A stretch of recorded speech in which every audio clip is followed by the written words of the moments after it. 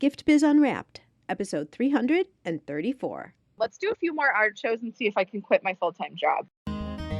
Attention gifters, bakers, crafters, and makers. Pursuing your dream can be fun. Whether you have an established business or are looking to start one now, you are in the right place. This is Gift Biz Unwrapped, helping you turn your skill into a flourishing business.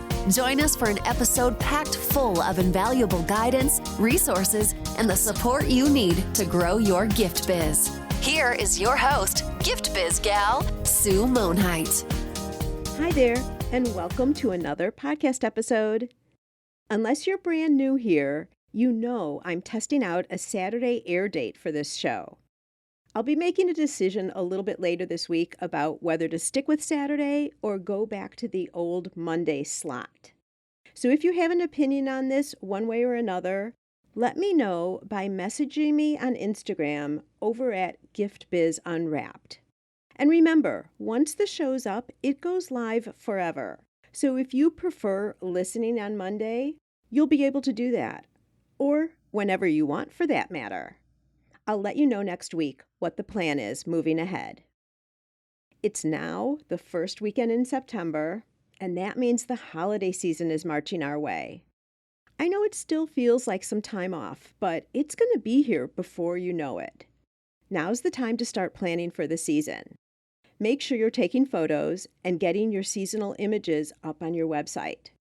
Depending on the product, it's not too early to start showing them at craft shows and farmers markets either. Remember, there are those early holiday shoppers.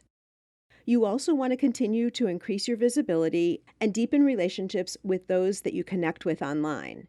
Doing events like craft shows and farmers markets offers great photo and posting opportunities for social media. We talked about this in one of our Tips and Talk episodes in the podcast just a couple of weeks ago. And I bring this up because you've told me you're discouraged when you don't see any of the time and effort you put into social media moving the needle on your sales. So, given the time we're in right now, take this as a changing point to do something different. Putting in more time posting in the same way isn't going to magically bring you results. You need to change the way you're posting and what you're posting. You don't need to put in more work, you need to put in the right work. That's when things will change. If you need some help with this, I've got you covered with the Content for Makers program. Content for Makers will enlighten you as to why your social media activities aren't converting into sales. It will also show you how to put less time in and start seeing activity that will increase your sales. Just imagine a day where you know exactly what to post and to get it done in 5 minutes or less. Then you can spend your time interacting with potential customers, deepening relationships with those you already know, too. And it builds upon itself naturally. Yes, this is possible. Content for Makers includes a step-by-step strategy to formulating your unique plan based on your business and your products. Then you'll have 375 social media prompts over a full year of ideas. Along with the 375 prompts come 375 image suggestions, so you're not left hanging on the creative. These prompts and image suggestions can be used for all platforms and all types of posting. Images, live streaming, reels, even email direction. But that's not all. Posts aren't going to work if the right people aren't seeing them. So you'll also receive a video and a worksheet on how to choose and use hashtags. This is a way to attract the right people who will become your customers. Most people are doing this wrong. There's more to Content for Makers too. To see all the details, just jump over to giftbizunwrapped.com/content for makers. But honestly, at only $27, it's a no-brainer. Why carry on posting as you've been doing all along, expecting different results? Sign up for Content for Makers now and see the transformation of your posting experience change before your very eyes. giftbizunwrapped.com/content for makers. Ready and waiting for your immediate access right now. Let's get to today's show. I can't wait to introduce you to this amazing maker. She's been in business just over 2 years now and has a lot to share about her growth. Fun fact, she lives and works from a Midwest farmhouse, and we took our conversation outdoors, so from time to time, you'll hear the birds and possibly some other nature creatures in the background. We talked about how Yuliya confirmed that her product had potential as a business, how she planned and priced for her first craft show, the challenges of building a website, expanding her work studio, hiring her first employee, oh, and working with her spouse. Inspiring, uplifting, and informative. Here's my chat with Yuliya.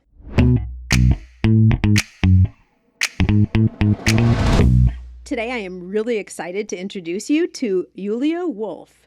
Yuliya is the owner and maker of Wolf Leathers, along with her husband Ari. All of the leather used is the finest quality oil-tanned leather from Wisconsin. Yuliya and Ari work out of their farmhouse, where they have converted several bedrooms actually, into a work studio. This allows their entire product to be made right out of their home. Yuliya believes everyone can express themselves in a unique way by embracing their imperfections. They represent this in their products by incorporating imperfections and brands from the leather into their work. This gives each product extra uniqueness, just like each one of us. Yuliya, welcome to the Gift Biz Unwrapped podcast. Hi, Sue. Thanks for having me. I'm super excited to be here today. Me too, and I'm so excited to dive in and uncover your story, but it has to wait for a second because I want to ask you our traditional question, which is the candle question. So if you were to share with us a little bit more about you in a creative way, describe for us what a motivational candle would look like with a color and then some type of a quote that would be on your candle. So on my candle, and this was a little tricky because throughout the years, all my colors change, but I think I'm feeling a little fern green. So just like a nice bright green. That's my favorite color and I love ferns. So let's throw the fern green in there. And on my candle, I think my motivational quote would be everything happens for a reason. That quote has followed me sort of throughout my life. And I think it's represented different things at different points. But with this business in particular, I think the motivation behind it is even with your successes and especially your failures, when you sit there and you think like, oh no, what's going to happen now? You just have to take a step back. And I think for me, it's just saying, you know what, this happened for a reason. What can I learn from it? And how can I grow from it? So I think that quote in particular has been very important to me recently. So I think that's what my candle would look like. Perfect. So Yuliya, I have to tell everybody how I met you. We were at the fine arts show right in my community, and I like to go there just doing demos. And those of you who are listening who follow along, you probably saw me live and saw some of the things that I was doing in my Instagram stories, just pointing out really good craft show best practices.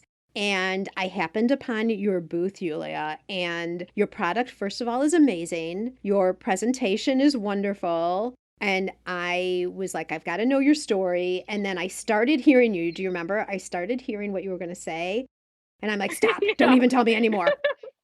And I immediately went to, will you come on the podcast, right? Yeah, absolutely, which is awesome. So I don't even know the story, everybody, but I know a part of it and I know it's good. So let's go ahead and take it away. Share with us how you got started with your business. So it's been crazy. We're actually coming up on 2 years this weekend that we did our very first art shows. So it's all sort of coming full circle at this point.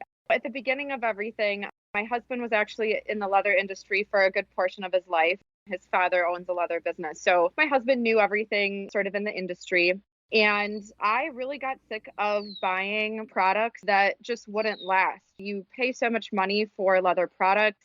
I honestly just got sick of them not lasting. And what happened is I actually went to a store and I was so proud of myself. I bought myself a really beautiful messenger bag made out of oil tan leather, all this good stuff. And I put all of my graduate studies in there. So my laptop, all my research, everything. I was at graduate school at that point.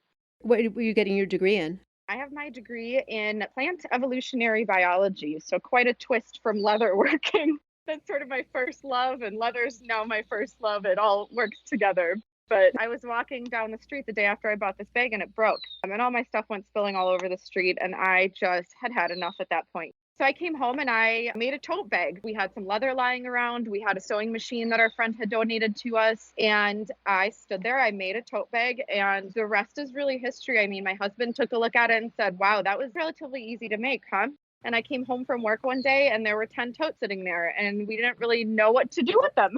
I couldn't use all 10 of them. So we decided to sign up for our very first art show, which was almost 2 years ago this weekend. So that's sort of how we dipped our toe in it and got started in it. Wow. So I'm going to stop and just tell everybody that we were having some issues with your audio, so we had you move outside. There is some really cute bird in the background, so everyone were just going with it. There's a bird doing whatever, and we can't control that, can we, Yuliya? No, definitely not. Okay, so that's the way it is. All right, so this is fascinating to me. So we're talking 2019 now. And your first art show, like, did you have a business structure set up yet? Or, like, what did you do to prepare for that first show? We went in blind, honestly. I just knew that I had a 10 by 10-foot space. I bought a tent. I went and borrowed some tables from our mother in law because I needed some folding tables. And we just said, you know what, let's just see how it goes. And the art show was actually in our hometown where we grew up. And we couldn't believe the response to stuff that we were literally making out of a bedroom. We were just completely stunned. I was completely thrown off. And I think at that point is when we realized that, hey, you know what? Maybe we could actually do this full time. So let me just stop you here for half a second because you weren't prepared. Like, this is a place where a lot of people might stop because they're like, well, wait, I've got to get a name. I've got to get business cards. I've got to do this. I've got to do that. And then time goes by and then you rethink it and decide all those fears come up and you don't do it, all of that. I want everyone to listen to this example because you went in really scrappy. And I'll call that validating your product because you weren't sure what was going to happen. You were curious, but there was no like huge commitment to this show. You were just going to try it and see. And you saw that people were really interested in your product. That's a good thing for everybody to look at and focus on. You don't have to have everything buttoned down like Yuliya's just showing now. Go in and see if there's a market for your product before you take too much time and money in investing. Absolutely. And there's things that, of course, you could invest in, but I just printed off some business cards and cut them out myself, had them at the show. I mean, we really didn't invest much in it because we didn't know what was going to happen. So went in there completely blind and just said, you know what? What's the worst that can happen? We lose our booth fee. Okay, so be it. But let's see where this can go and what can happen with it. So, did you make a lot of product going into that show, or how did you decide what you're going to do in terms of what you were going to specifically display? So our tote bag was sort of our thing, and it still is to this day. It's one of our best-selling products that we have in our line. And we just took it from there and made everything smaller than a tote bag. So we went from a tote bag to a crossbody, and we sort of made a handful of everything that we currently have a line of now. And we went into that show with just a few of everything and left with a third of everything we brought. I mean, it was mind-blowing. We had no idea what hit us. How'd you decide how to price it? Basically, we knew our material cost. We had timed ourselves on how long it would take to make something, each one of the different products, and we based it off of that. And then when we went to the show, we were just very observant of how quickly things were selling and if people were hesitating at the price or not. And we sort of have obviously adjusted from there, but we were really, really just watching the human interaction and how it went and just their body language and just seeing, hey, when they turned around the price tag, did they flinch? Did they not? Did they keep talking to us or did they just walk away? And I think that's where we sort of gauge all of our pricing at this point as well. As long as you know how much it takes to make the product initially, so you know you're always on the positive side, of course. And share with everybody the price ranges of what's available in your booth. So we have price ranges from $20 all the way to $300. So we have quite a vast range of products we offer. Okay, and the $20 price point, is that something you've added and have specifically for shows? No, actually, we carry that year round. It's little slim wallets that we have. So it's just a way for us to make sure that we can hit everybody in all of the price points, and get customers in that might not be able to spend a chunk on a big tote bag, but could definitely say, hey, you know what? I love your products. I'm going to invest in something small, keep your business card, and then save and invest in something bigger down the line. All right, so let's go back to after that first show. You guys were probably so excited. Did you go home and have like a celebratory dinner or something? Like, this is cool. Yeah, we did that, and we had a very serious conversation of, hey, let's do a few more art shows and see if I can quit my full-time job. It was a celebration and a very serious conversation and turning point in our lives, really.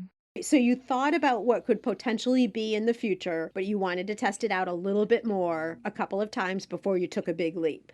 Oh, yeah, because you always have to keep in the back of your mind, like, we have to keep a roof over our heads and food on the table, and how can we do that while still doing what we want to do and make sure that it's worth it before you take the plunge. So get us there. Tell us about that moment when you guys had the conversation. And was it you quitting your job or Ari or both of you or like, It was me. I had been the main supporter of the household. And again, it's just my husband and I and our two dogs. So no kids involved or anything.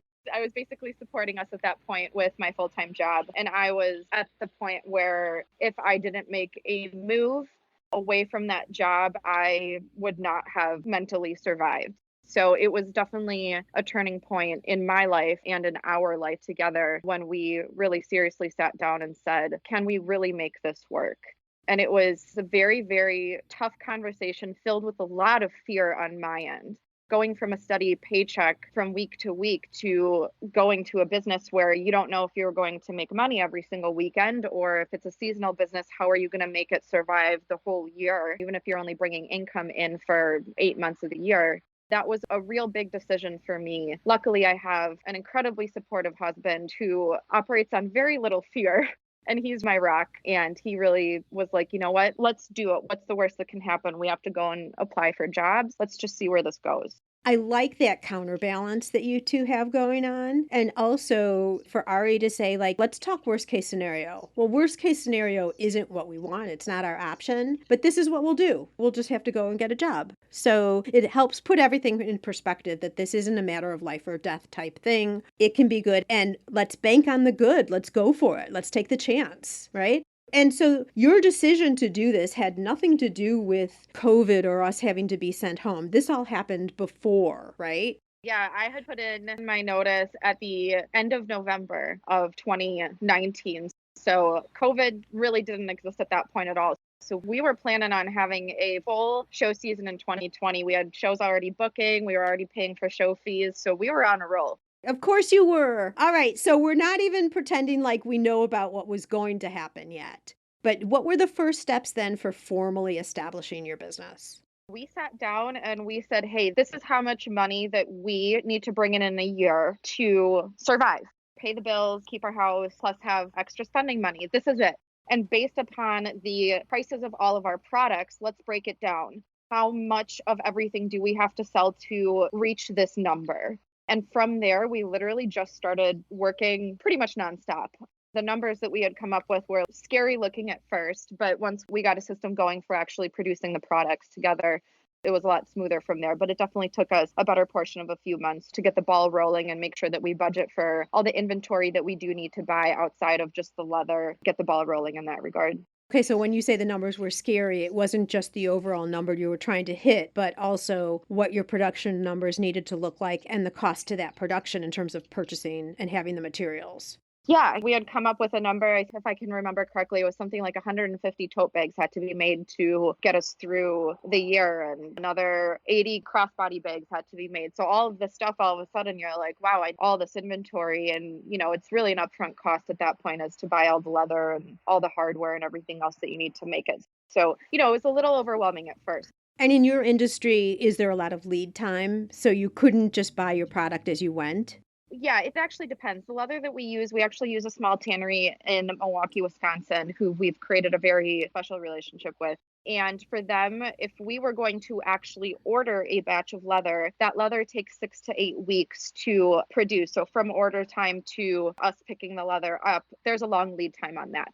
At the point where we were at the beginning of last year, we weren't ordering leather at all. We were going to the tannery and hand picking hides that had imperfections or discoloration or just some cool, funky branding on it, just anything that was cool that was sitting in a pile that nobody else had wanted. So at that point, the leather wasn't an issue. Nothing was really an issue besides the fact that, hey, we only had 3 months to prepare for a full season of shows. So that was really the push point, was how much do we have to order to be able to get through the season? Well, I have to say right here, like you're talking about how you're selecting the leather and just taking what you can find. Your product is so high class and high quality. I mean, you can see it right from the start. So I don't want people who haven't seen the product yet to get the wrong impression. I mean, the result is beautiful products. Well, thank you. And that's something that we really pride ourselves on. We don't ever pick up leather that we haven't seen and touched and felt. We know where the weak points are in the leather, and we don't make anything out of that point in the leather. That goes to scrap. It literally gets thrown out. I'm not taking a chance on making a product that isn't the highest quality leather that we can find. So everything that we create, we have seen and touched and felt before. So this evolution of your business is going to be kind of interesting because we've got the whole COVID thing thrown in there. So I want to talk about your true experience, but hopefully no one will ever have to live the experience the way you did because this is never happening to us again. I'm just going to state the rules. So your plan was shows. You're going to sell at shows. You had your whole schedule. You figured out what you had to make to get through the season. Were you thinking of putting up a website or anything, or was it all going to be just face to face as you were getting started here? No, I actually was so excited to have a website that I had created it about, I think, October 2019, just on Shopify. I just used the basic free template that they had given me and made the whole thing myself. So we did have a functional website at that point. Beautiful. I love that. And by the way, Shopify is my favorite place. Do you consider yourself really tech savvy? No, not at all. If I could have my flip phone back, I would. Okay, so talk to us then, because so many people are afraid of a website, and particularly something that is something like Shopify that you have to create your own. What was your experience putting that website together? Honestly, it was a lot of time and a lot of effort. And Shopify in particular just makes everything so smooth and easy. I really didn't have any issues getting the website up and running. It was more, what do I want the website to look like? We were very particular. We were sort of honing in on our product specialty at that point, what set us apart from the rest. So really the only thing that took a lot of time and effort was getting the website to look the way I wanted it to look. So Shopify took the fear out of it completely. Just super easy to use. And I loved it. And I had a great experience with it and continue using it now.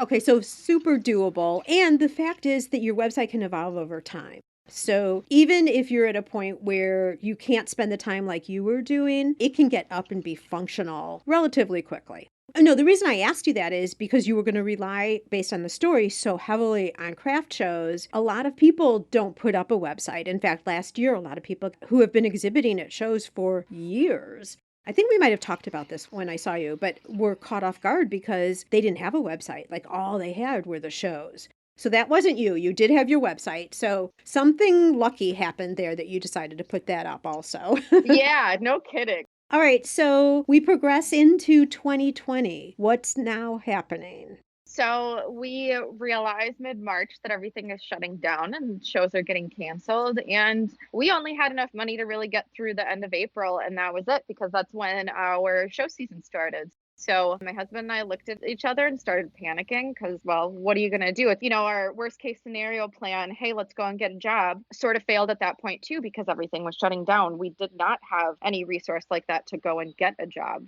So at that point, it was a little scary. And then I got a cold call from an advertising company that specializes in Facebook and Instagram advertising. And it was really strange that they literally happened to call the week that we were freaking out about everything. And we sat down and said, you know what? All the money that we have left, it's going to disappear anyways. So what are we going to do with it?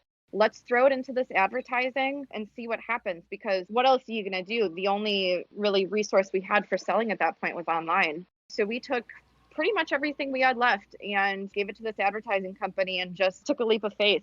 And luckily we did that because it really saved us in the end. It's crazy. So it was Facebook, Instagram advertising? Yes, correct. And was it a local agency that contacted you, or you don't have to say who it is? That's okay. They had a local office in Chicago, but I think they were mainly based out of Oregon. And so then walk us through the nature of how, from scratch, never having done any social advertising at all, walk us through a little bit of your experience with that. So we really didn't know what to prepare for, but knowing the reaction that people had had to our products in person, we were hoping that they'd have the same reaction online. So the prep for all of that was, it took them about a month to get everything created and all the ads going. So we had about a month to prepare. So what we did is we took all the stuff that we were creating for show season. I did all the photography, I did all the editing, put everything on our website, and I loaded everything I possibly could onto the website. And at that point, we just sort of gave them the wheel and said, okay, you're all set. All the ads are great. We love it. Let's do it.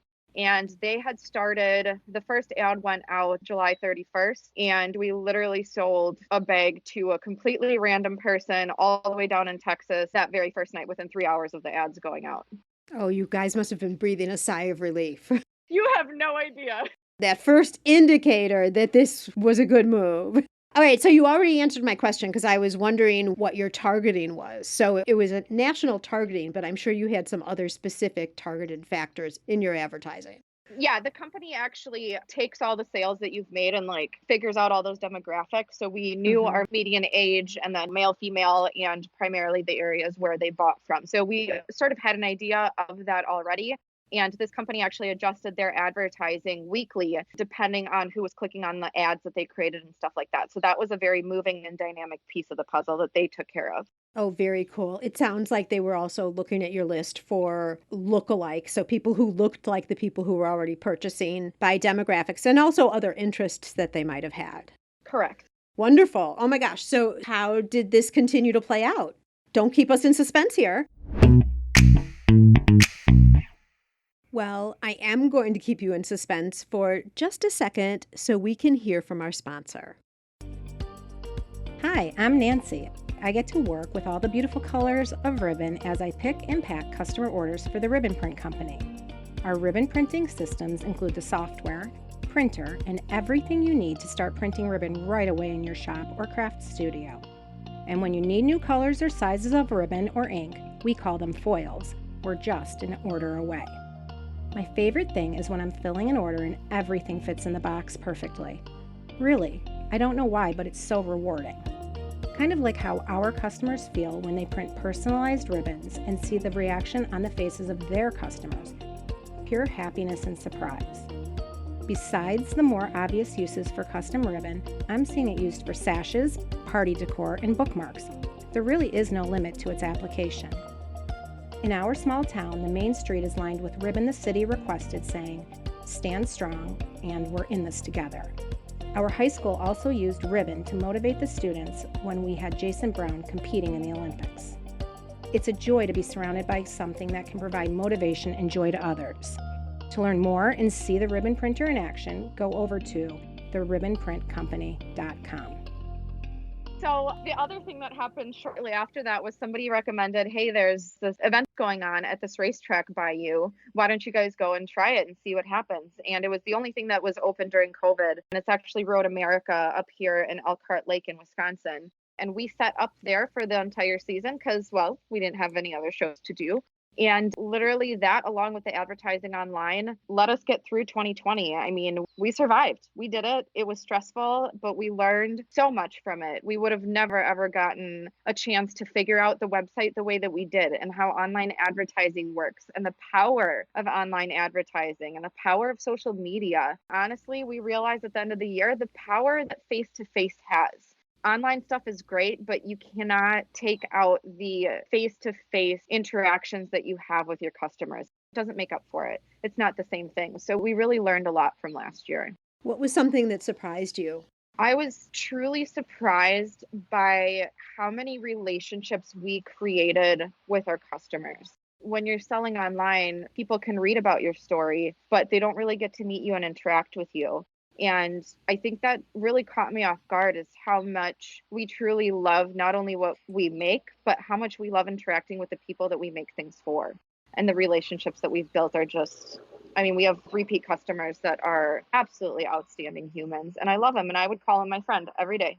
I love that. First, I would say, well, first off, racetrack, it seems to me like that would be a good audience for you already. So a lot of things worked in your favor here, I have to say, Yuliya. So that was one thing. And then also, I think we were all thirsting for some type of human interaction. So if that was the only thing that was open, it was kind of like they were all siphoning over to you at that racetrack. Yeah, they were. We got lucky. And the fact that when people couldn't be together for the holidays or birthdays or Christmas, a lot of people were sending gifts. So that also helped. And I have to say, again, because I've had the experience of not knowing you at all to now knowing you some as we continue, but you aren't overly aggressive in your booth. You're welcoming, you're there. But when you talk about all the interactions and being able to talk with people, it's a very comfortable style that you present in your booth. And not everyone's like that. I pride myself on that just based upon past experience. I told myself growing up I would never be in sales ever. Well, hello, look at you now. It's a little different, but I've learned that what do I hate when people do when they're selling to me? Pushy, aggressive. I don't like that. And that's not what I ever intend to do in any regard in my own business. Well, I see it more as this is what you make. You want to share it with everybody. And if they're interested, they can look at it, you can talk about it, and maybe they want to take one home with them. Correct. My only goal is, hey, if you love it, I will share the love with you. So I want to talk a little bit about your farmhouse and how you've converted this into your studio. This is like the perfect situation because you've got your home base right there and you live there, so zero commute, which is beautiful. Right. But give us kind of the evolution of how you decided to dedicate some of your house and how it's working out for you. So we actually bought a church and the house. So it was the parsonage to the church. And we were originally going to have our work studio in a church. And that didn't end up working out because somebody drove by and wanted to buy it. So we sold it, which was just another like everything happens for a reason type of thing. So we were stuck with this house that we didn't know what to do with. Like I said, we don't have children and the house is enormous. 5 bedrooms, and we literally had no idea what to do. So we converted one of the bedrooms upstairs on the main level into a work studio. We just built a table, the sewing machine was up there, and as we grew, we don't have a living room and dining room anymore. It is now a work studio. We literally just have a bedroom and a kitchen, a few bathrooms, and everything else, closets included, is all storage or work related. So for us, because we have the space, we've just slowly expanded into the house to accommodate our current needs. I mean, eventually we can't keep going at this pace for very long, so we will be looking to expand eventually. But for a startup business to have no overhead in that regard has been incredibly helpful. And now we have hired our first official employee as of 3 weeks ago, which is exciting and crazy and scary and everything in between. But honestly, the way that we looked at it is if we had to expand, we would be paying rent on some other studio or building, right? So instead of doing that, we said, you know what, we'll sacrifice some more space in our house and we'll pay what we would be paying in rent to an actual employee so that we can expand the business before we take the leap to actually expand property-wise. Okay, so I'm going to talk about this employee, but first, I feel like what you really have done is you now live in your production area. It's not a house that includes a production area, it's the other way around, which, for now, is absolutely fine. It's working for you and it's all good. So I love that. And I bet it's beautiful out there too. Yeah, we've got a great property. And I bet it smells amazing.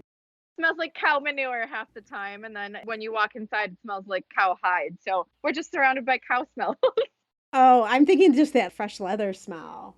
All right, so how do you balance out then some type of personal time when you're surrounded now? This is like the biggest example. Your business is all around you. You probably, no matter where you walk, you're running into and seeing the business. So how do you and Ari get a chance to take a break from it? That is a fantastic question that we are trying to figure out by the day, but I think it's important at this point where we are, where this year has caught us completely off guard as to how busy we would be.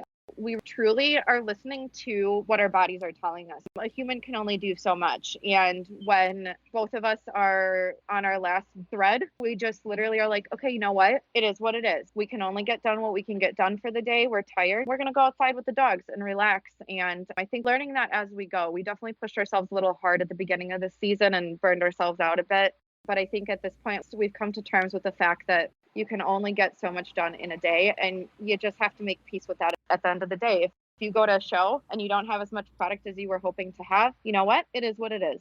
And I think that realization has really helped us truly take time off and say, hey, we're going to take 3 hours off or take the rest of the night off.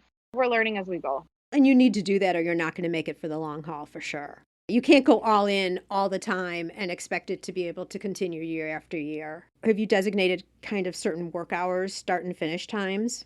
Now that we have an employee, we definitely have that under control a little bit better. We operate best in the morning and then in the evening. So midday is really our time to sort of come together, and whether you take a little bit of a nap or you go out with the dogs or you just go for a walk or whatever it is, that midday is sort of our relaxing time and sort of rejuvenating. And then we go back at it in the evening and into the night a little bit. And what about division of responsibilities? Since your owner is also your life partner, how are you working and dividing all the tasks that are included in a business?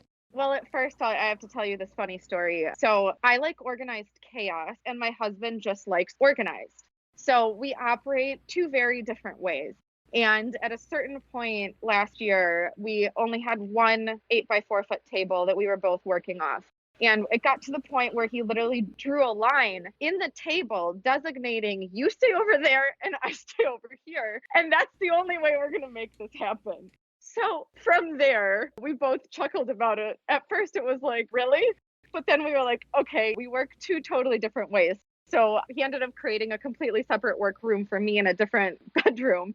So we actually have our separate spaces, which I think is really nice. We also now have like a communal work area where all of us can work together when we need to.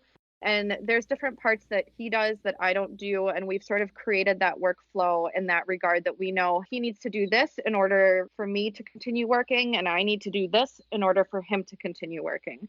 So we really have that flow down. He starts the process. I'm sort of in the middle of the process.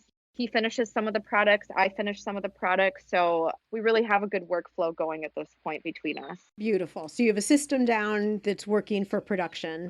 How did you decide who's going to work the books, who's going to talk about the Facebook ads and marketing, who's going to book the shows? How does that all come together? So it all comes together based on the fact that my old job, and I have to give credit to my old boss, who was also my stepfather-in-law. He really taught me everything I know about business. He taught me how to read a profit and loss sheet. He taught me how to budget. I mean, you name it, he taught me it. And we wouldn't be where we are today without his knowledge and his wisdom and his guidance in business in general and in life. He was one of my favorite people. And that was a very big loss. He actually passed away a few years ago. So he did not get to see us in the state that we're in, which I know deep down in his heart, he knew that I was going to leave his business. He owned that business that I was working for.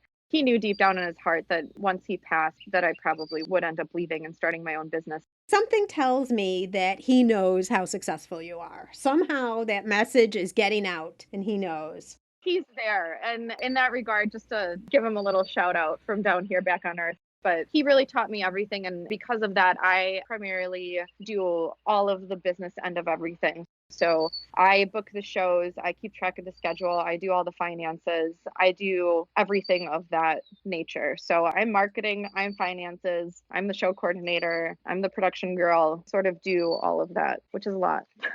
For now, because as you grow, the things you don't like to do, you'll be able to spin off as things keep evolving. All right, enter the idea of an employee. How did you figure out how that was going to happen?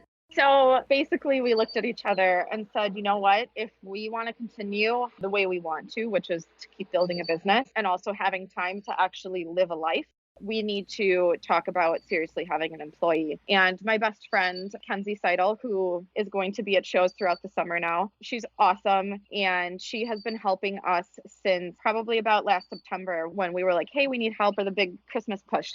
She's been helping us since then. And I finally convinced her to take the jump and quit her full-time job a few weeks ago here, about a month ago now, and go into this with us. And honestly, Ari and I said, look, having an employee is going to pay off for itself, because she can now do stuff that we can't keep up with. She can do shows that we can't go to. And at the end of the year, she's really going to be paying for herself in that regard. So it wasn't really a question of where are we going to get the money to pay her. It was a question of how can we utilize her best so that she can create an extra income that we can't create right now, just the two of us. And that's sort of how that evolved. And she took the leap of faith in us. And I'm sure she still is every single day, because it's terrifying for her, I'm sure. And we're making it happen. It's crazy. I think this is the first weekend that we're going into that we can actually say we're completely 100% prepared for the shows we're going into. That's exciting. So exciting. Okay, so how did you decide what her jobs and responsibilities were going to be? Like, of all the things that she could take off your shoulders, How did you decide when it wasn't her yet? Or maybe you already knew that she could possibly be the one, but what was going to be the role of this new person? How did you figure that out? So we figured it out just based on the fact that we were giving her stuff to do, and she was sort of taking the reins and adding her own twist. So we hand sew all of the handles onto all of our bags. And we had given her some of that responsibility towards the end of last year because we just couldn't keep up with it. So I said, you know what, take these bags home and put the colors down that you think are going to go and do a pattern that you think is going to go well. This is what we've done. See what you can come up with. And I just saw her evolve and I realized that, hey, you know what? She's got a really good sense of creativity and she sees things that we don't see, which is super cool to be able to collaborate with somebody that can bring something fresh to the table like that. And at that point, she had started making some of our bracelets for us and she was coming up with designs that were just killer. So I think at that point, I knew that, hey, when we could make this happen, that she would be a great addition to the team. And on top of that, I had already worked with her at my old job for about 3, 4 years. So she was sort of my right hand woman at that point as well. So I knew that her and I could already work together very well, besides the fact that she was my best friend. So I think it sort of evolved naturally. And now we're at this point where she's helping us with a lot of the production aspect of things, which is freeing me up to focus on the business end of things and how do we grow from here? What shows do we do? Can we add more shows here and there? Figuring that portion of it out because I haven't had the time to do so this year, especially. Well, gosh, you've already shared a little bit about how you felt that this was less of a risk because you've already had experience working together. But did you have any conversations about your relationship with each other and like parameters or brackets or any concerns about doing this together that it could affect your friendship? We haven't. And I think so far that her and I can read each other very well, and especially her husband and Ari and the four of us get along very well. And conversations that we did have leading up to this were sort of quick because we're like, we need you now. But it wasn't like, here, take 3 weeks to think about it. It was more like, here, take tonight to think about it. I think just because we did have that solid base and that solid foundation, I think we had the trust already in each other to know that, hey, we're going to make this work regardless. I don't want to mess up anybody's life. And we have a mutual understanding that, hey, it's our responsibility now to make sure that she doesn't go bankrupt. And it's also her responsibility to make sure that our business can function as smoothly as possible. And I think having that friendship and business aspect together now is really just a lot easier. That makes sense. There's that conversation out there that says never hire family or friends because it can affect your relationship. Personally, my right-hand person is a friend, but she was a new friend when we met. Our daughters were playing basketball, and so we met on the stands at the games, right? And so she kept saying, I want to come work for you. And I'm like, no, you can't. Sorry. But finally, she kept insisting. I'm like, okay, come in, let's talk about it. And we had a conversation. We laid the ground rules that if at ever point our friendship was being challenged, obviously I couldn't leave. I'm the owner of the business, that she would step away if either of us felt like that was a bad thing. And it hasn't been. I mean, we've been together for, I don't know, 7, 8, 10 years. I don't even know how long at this point. So anyone who's listening, I guess I just would make the point that you've heard a couple of examples here. So don't discount the opportunities that could be there. Plus, it's so fun when you get to work with someone who's already a friend too. Oh, yeah, it's awesome. All right, so let's get to right to today. You've got a new show coming up here this weekend. How are the shows looking now compared to that first show? What have you learned in this year and a half? We've learned that we have something that people want, and it's a matter of figuring out how do we balance that with how much we can really produce, and also not saturating the system with too much. What we offer is really a unique product. I mean, I don't think I've ever replicated a bag exactly, and we can't really with the leather that we use. It's a very natural product, so it's never going to look identical. And I think from the beginning to now, it's really just figuring out, okay, how do we balance all of this out? We know we have something that people like and that people want, and how do we continue to make that a thing? It's one thing to have a great idea and for it to go great in the beginning, but you go to art shows, there's only so many art shows that you can really get to within a season. So now it's thinking ahead of like, okay, we've been to this art show before, right? Now we have to bring product to this art show that people haven't seen previously to keep people interested in our products. And I think that's sort of where we're at, is that we have figured out, hey, this is something we can do. How do we continue to make it something that people want? And that's really where we are. You'll also have the people who saw you the prior year and you're back again, so that adds credibility. And maybe they didn't have it in their budget to be able to afford it last year, so now they can. So you'll have new customers in that way. But then you're right. How do you make things fresh so that for people who come back who want more for themselves, even just not a gift for somebody else, that there's something available? That's sort of where we're at. This last year, if nothing else, has taught us that trust your intuition. When you feel like something's right and that's the move that you have to make, trust that.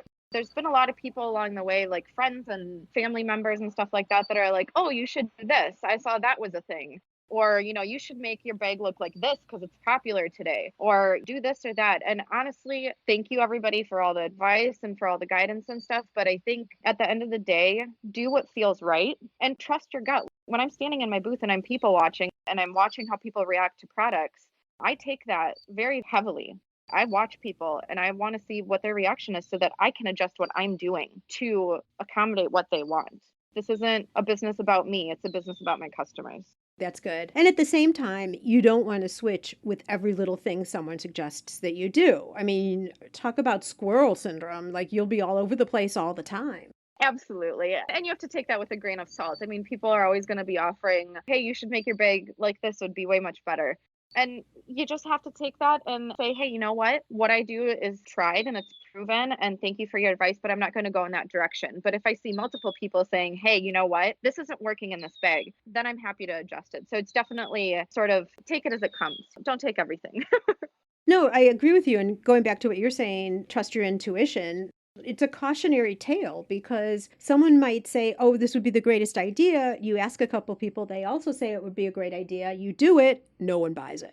Talk is one thing, opening your wallet is a whole different thing. And for you guys, since you produce things right on site, you can take a couple demo samples and see what happens. Absolutely. And that's how we started. Amazing. And so, where do Facebook ads play a role today? So when we ended last year, the holiday season, we actually shut that down and we instead transitioned to using a local friend of ours that is doing all of our organic social media currently. So we have transitioned, like I do stuff on Instagram for sure. Like I do posts and I do stories sort of as things develop. Hey, like what's in the shop today? What are we working on today? Stuff like that. But we actually transitioned to the more organic side of things currently. This year has just caught us so off guard that we have actually taken most of the product off our website in order to catch up, if you will. So we will be doing a large launch and reveal of a new website coming up in the fall that we're gearing up for. So currently Facebook ads have been put on a pause, but they will be kickstarting again once we get our new website up and running and do a live launch. Sounds great. Well, and you have experience with it now, so you know the way it can work. And I'm really feeling sorry for you, Yuliya. You have a demand problem. You can't make it fast enough. We do. It's a great problem to have, and it's exhausting, and it's awesome, and everything in between. Exactly. I mean, some days you're not feeling like it's a great problem, I am quite sure. Well, what do you see as the years go on? What's the new vision now that you've reached this level? That is such a great question. I've been thinking a lot about that lately. And honestly, I think it's just, I don't want to be a multi-million-dollar CEO or anything like that. Honestly, I just want to keep the life I have and continue down the path we're going and keep creating products out of literally just love. I mean, we do what we do because we enjoy doing it. And I don't want that to ever change. So for the next few years, I mean, I would love to try new art shows and be able to drive and go farther with our products and reach new people. That's really the only goal I have, is to just try new art shows, go to new places, travel when I can, and continue doing what we're doing. We don't really plan on going big and global or anything. That's really not anything that we have a dream to do of. I think that's a great answer because our world tends to tell us that you've got to get bigger and bigger and bigger, and bigger is better. But you can also grow yourself right out of loving what you're doing and what you built. Absolutely. So defining that now, and who knows what might change as things go by, but that's the current plan, which I think is fabulous. And it's, again, a great demonstration for everybody that you don't always have to be thinking that, oh my gosh, am I X% year over year of sales? If you're happy where you are, and for you guys, obviously a life-sustaining company to support you, and if that's what you want, then that's absolutely beautiful. And you don't even need to continue to add employees unless you want to, because your positions then change too. You have this whole other element of having to manage people. And that's just not something that we ever really want to get into. We love doing what we do. I love being hands-on. I love sewing the bags. It literally, at the end of the day, it's like, what can I create? What can I sew? And what can I make with my own two hands? I mean, that really is what drives this business. And if that was ever taken away from us, we would not be where our happy place is. We just wouldn't be. It's so good that you recognize that right here, right at this juncture. Yuliya, this has been so much fun. I've already said like a million times how much I like your products. Your story is equally as wonderful, and it's been really helpful, I know, to many of our listeners just to hear how you've advanced in your journey up to this point. And I can't wait to see what the future holds for you. I know, we're super excited. Wonderful. Thanks so much for being on the show today. No, thank you for having me, Sue. It's been a pleasure. There's a lot here, and a great example of the success you too can have with your handmade product business. Up next week, I may just have a surprise waiting for you. I'm working on it as we speak, and if this actually takes place, I'm going to be turning it around pretty quickly. So you're just going to have to hold tight and tune in next week to see what happens. As always, thanks so much for spending time with me on the show today. If you'd like to show support for the podcast, a rating and review would mean the world to me, and it helps the show get seen by more makers, so it's a great way to pay it forward. Also, make sure to follow the podcast so episodes automatically download to your phone. That way, you don't miss a thing. And now, be safe and well, and I'll see you again next week on the Gift Biz Unwrapped podcast. I want to make sure you're familiar with my free Facebook group called Gift Biz Breeze. It's a place where we all gather and are a community to support each other. I've got a really fun post in there that's my favorite of the week, I have to say, where I invite all of you to share what you're doing, to show pictures of your product, to show what you're working on for the week, to get reaction from other people, and just for fun because we all get to see the wonderful products that everybody in the community is making. My favorite post every single week, without doubt. Wait, what? Aren't you part of the group already? If not, make sure to jump over to Facebook and search for the group Gift Biz Breeze. Don't delay. Come join us in Gift Biz Breeze today.